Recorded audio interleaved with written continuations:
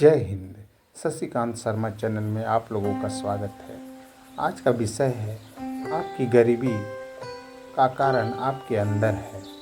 स्वामी जी कहते हैं कि आप गरीब क्यों हो जाते हैं, तो इसका सबसे बड़ा कारण वो बताते हैं कि कर्महीनता और आलस्य ही आपकी गरीबी का सबसे बड़ा कारण है। इसके बाद वो दूसरा कारण बताते हैं कि समय का सदुपयोग। अगर आपने समय का सदुपयोग कर लिया तो निश्चित ही आप गरीबी से दूर रहेंगे। तीसरा कारण बताते हैं कि गरीबी का कारण है कि हमारे खर्च का कोई निश्चित बिंदु नहीं होता।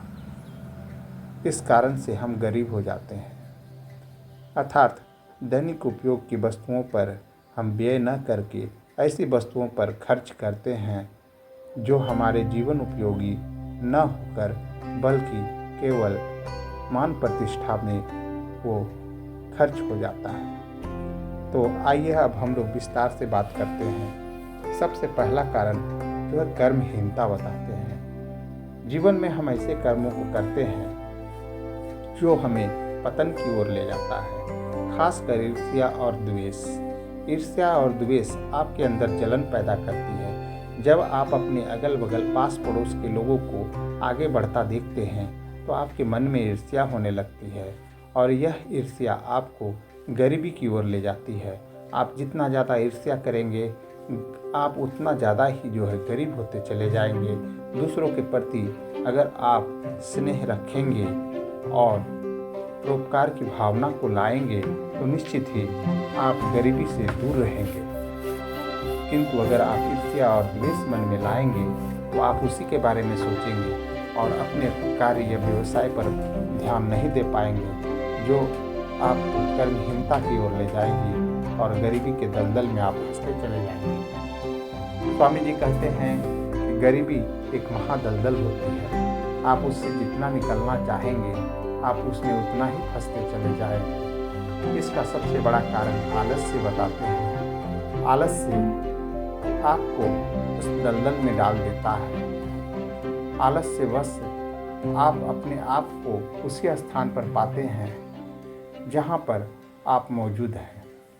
अर्थात आपने हमेशा अपने मन को यह समझाया है कि मैं गरीब नहीं हूँ, मेरे पास अभाव नहीं है।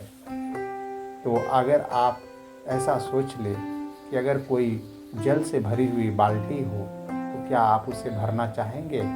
कभी नहीं, क्योंकि वह पहले से भरा हुआ है। तो उसी प्रकार से आपका मन आपका अभाव को महसूस नहीं कर पा रहा है, आप उसे महसूस होने ही नहीं दे रहे हैं। तो ऐसी स्थिति में आप निश्चित ही गरीब ही रह जाइएगा।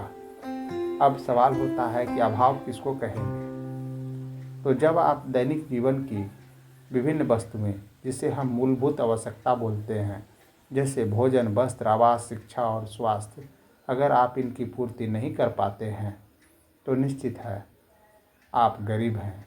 अगर आप इनकी पूर्ति करने में अभाव महसूस कर रहे हैं तो आप गरीब हैं। लेकिन अगर आप बाज़ार से एक ट्रांजिस्टर लेना चाहते हैं अर्थात रेडियो, और आप उसे नहीं ले पा रहे हैं तो आप गरीब नहीं हैं, बल्कि आप अपने धन को ऐसी जगह पर बर्बाद करना चाह रहे हैं जहाँ से गरीबी का दलदल शुरुआत होता है। अर्थात वह आपका जीवन उपयोगी नहीं है। क्या आपका इससे जो है भला हो सकता है? क्या आपके परिवार का भला हो सकता है? क्या आपके बच्चों का भला हो सकता है? अर्थात खर्च आप इन्हीं वस्तुओं पर करें जहाँ से आपके परिवार का भला हो। और अब तीसरी बात आती है कि आप समय कहाँ बिताएं। तो एक बार की बात है, स्वामी जी शिकागो में कुछ मछुआरों को देखे, वो मछली मार रहे थे। स्वामी जी को लगा कि अगर ये मछली न मारकर कोई और कार्य करे तो निश्चित ही इन्हें अच्छी खासी आमदनी हो सकती है। वो मछुआरों के पास गए और उनसे पूछे कि भाई तुम मछली क्यों मारते हो? तो मछुआरा बोला कि हम लोग इससे अपना पेट भरते हैं, पेट भर भोजन करते हैं, इसलिए हम लोग मछली मारने में हम लोग समय बिताते हैं। स्वामी जी के सामने जैसे एक चमक सी आई और वो समझ गए कि समय का उपयोग वहीं करना चाहिए जहाँ हमारा पेट भरे। अगर हमारा पेट भर रहा है और अगर हम वहाँ पर समय का उपयोग कर रहे हैं तो निश्चित ही हमारा उपयोगी समय सदुपयोगी कहलाएगा और हम रोजगार की दृष्टिकोण में आ जाएंगे। लेकिन अगर हम समय ऐसी जगह लगा रहे हैं जहाँ से हमें कुछ प्राप्त नहीं हो रहा है, हाँ, ना हमारा पेट भर रहा है, न ही हम किसी का पेट भर पा रहे हैं, तो निश्चित ही हम लोग व्यर्थ समय बर्बाद कर रहे हैं। आज की युवा पीढ़ी में खासकर ऐसा ही गुण देखा जाता है। वो अपने दोस्तों के बीच मोबाइल पर या अन्य जगहों पर समय को इसी प्रकार से बर्बाद कर रहे हैं। समय बहुत कीमती है, समय का सदुपयोग नहीं कर पा रहे हैं और यह धीरे धीरे उस गरीबी की दलदल की ओर ले जाता है। अर्थात कुल मिलाकर अगर हम लोग बात करें तो हमें समय उन्हीं स्थानों पर लगाना चाहिए जो हमारे जीवन के लिए उपयोगी हो या हमारे भविष्य के लिए उपयोगी हो। जय हिंद।